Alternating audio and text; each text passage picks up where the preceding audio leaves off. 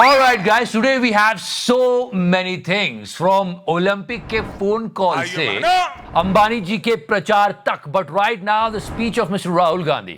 यूं तो निर्मला ताई बहुत अनअपोलोजेटिक रहती है, पर फाइनली पहली बार उनको संसद में बैठे बैठे शर्म आ प्यारी समझ गई. इसी पर हो जाए कि ना बात करो ना आह भरो, कि ना बात करो ना आह भरो, मेरे हालात सुनो और शर्म करो.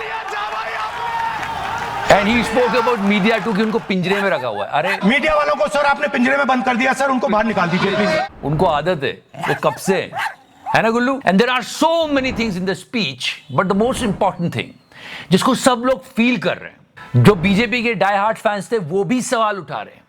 और ये सवाल संसद में कहा गया, tax terrorism.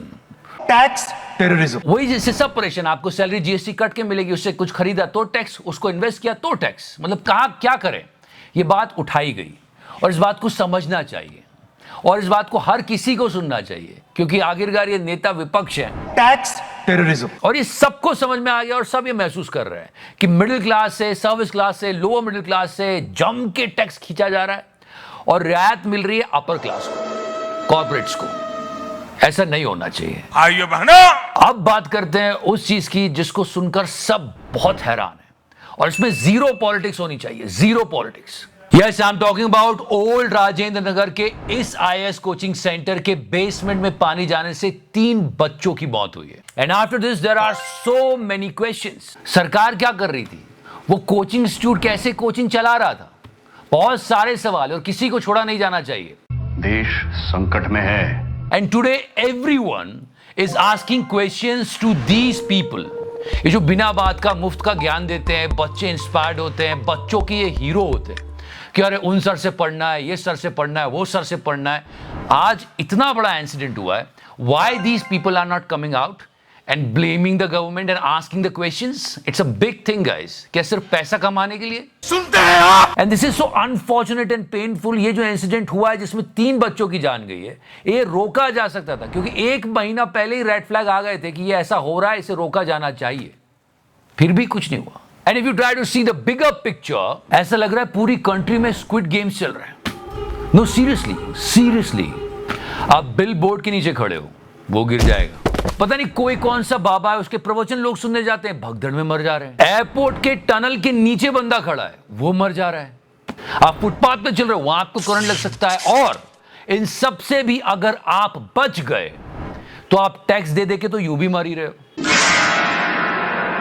So it's really difficult out there. Let's go back to the Rajendra Nagar incident. It was horrible. बच्चे थे यार, वो कुछ बनना चाहते थे, कैसे उनकी मौत हो गई. किसी को भी नहीं छोड़ा जाना चाहिए. और कोचिंग इंस्टीट्यूट, बहुत लम सम कॉम्पनसेशन चाहिए उनसे. तो this is the whole situation. ये हमारे उन बच्चों की हालत है जो पढ़ने जा रहे हैं. उनसे छोटे बच्चों की हालत बताऊं मैं आपको. Just go through this. It's a 26 July Times of India article. Just go through that. India's malnutrition crisis. 17% of children underweight, 36% stunted, 6% wasted. It's a data by Women in Child Development.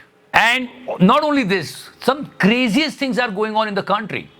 एक track पे 4 ट्रेनें कैसे आ सकती है? मैं सच में हैरान हूं जी. मैं हैरान हूं जी. रोने वाली बात नहीं है. एंड ट्राई टू अंडरस्टैंड यार, किसी को निराश नहीं किया जाएगा. एक पटरी पे 4 ट्रेन आ सकती है, तो ये तो कुछ भी नहीं है.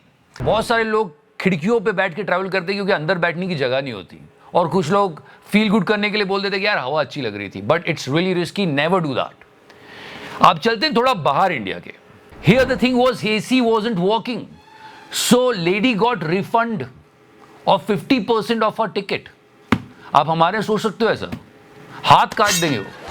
AC की बात छोड़ो, ये वंदे भारत में दी जाने वाली रोटियों की पिक्चर है. मतलब ये क्वालिटी है खाने की, मेरा तो खून खोल जाता. And now let's talk about Olympics. You know guys, try to understand the right chronology. First time ever I'm saying the right chronology. What is the right chronology? What? As far as the Olympic Games are concerned. आप chronology समझ लीजिए. This is the right chronology. Infrastructure में invest करो, प्रतिभाशाली खिलाड़ियों को ढूंढो, उन पर भी इन्वेस्ट करो, उनकी हर पल सहायता करो. वो अपने लक्ष्य की तरफ बढ़ रहे हैं नहीं बढ़ रहे हैं, इसका ध्यान रखो.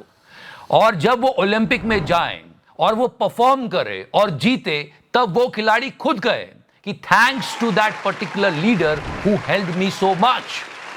अपने आप उल्टी क्रोनोलॉजी चल रही है। एक खिलाड़ी खेलता है, अपनी प्रतिभा के दम पर ऊपर आता है, इंफ्रास्ट्रक्चर इतना नहीं मिलता तो उसके घर वाले पैसा लगाते हैं, फिर जैसे तैसे वो आगे बढ़ता है, ओलंपिक में जाता है, मेडल जीतता है। उसके बाद लीडर आते हैं, नेताजी आते हैं और बोलते हैं क्या काम किया तूने, चल फोन पे बात कर। या the phone call was pretty nice, that was awesome. हाँ, अब आपसे प्रधानमंत्री जी बात करेंगे। अरे मोदी जी तो अच्छे रहते हैं, बस सीटें थोड़ी कम आ गई। वैसे it's a good gesture that the prime minister is talking, but one more thing, did you notice that? What? Nita Ambani said कि 2036 में ओलंपिक्स इंडिया में होगा। कमाल है। I know she is the part of the International Olympic Committee, पर इतने ही विश्वास के साथ अगर ये बात देश के स्पोर्ट्स मिनिस्टर बोलते तो और अच्छा लगता। वैसे अच्छी बात है, हमारे देश में ओलंपिक को बहुत सारे मेडल्स आए और 2036 के ओलंपिक की तैयारी के लिए चीजें होना भी शुरू हो गई। आई टोल्ड यू 6000 करोड़ के आसपास गुजरात को आवंटित किया गया था और उससे काफी इंफ्रास्ट्रक्चर हो रहा है वहां पे, ऐसा कहा जा रहा है। आप लोग चिंता मत करो, सारा पैसा सही जगह पे इस्तेमाल होगा। बिल्कुल समझ रहे चिकारा भाई। सही जगह पे। अहमदाबाद के बारे में काफी बात की जा रही है 2036 के लिए। अभी क्या सिचुएशन चल रही है, हमको इंप्रूव करना है। ओ नो, नहीं, बट 2036 बहुत दूर है, तब तक हम सब ठीक कर लेंगे और हमारे देश में ओलंपिक हो, इससे अच्छी कोई खुशी की बात नहीं है। बहुत सारे मेडल्स आने चाहिए। दूसरी बात, क्रिएटिव्स कैसे बनाया अंबानी साहब आपने? ये क्या क्रिएटिव है? ये इतना पैसा देके आपने ये लिखवाया है कॉपीराइटर से? देश का नाम दुनिया पे लहरा दो। Wishing team India all the best for the Olympic games. देश का नाम दुनिया पे लहरा दो, ये है आपकी क्रिएटिविटी? इतना पैसा देके ये लिखवा रहे हो? हमको बोल दो, हम अच्छा लिख देंगे। और एक और, and this is pathetic copywriting. देश के लिए जीतना है तो हैशटैग रुकना नहीं है। इतनी सी भी मेहनत नहीं कर रहे हो, मतलब बस एक लाइन में सब लिख दिया है और हाँ हैशटैग भूल गए, चलो यहां पे डाल दो। क्या है ये? अंबानी साहब, बेटर एक्सपेक्ट किए थे हम आपसे। I mean, this creative of Reliance is as creative as Tarun Tahlani's dress design for our players. Also, ये लोग पेरिस में, तो लंदन में शादी में कौन लोग हैं? अभी तो शादी खत्म नहीं हुई है, 2 महीनों के लिए 7 स्टार होटल बुक किया है लंदन में। तो ये लोग यहाँ क्या कर रहे हैं? मैं हैरान हूँ जी। मतलब भाई की शादी से उसके माँ बाप भी इतने बोर हो गए कि वो भी पेरिस निकल गए।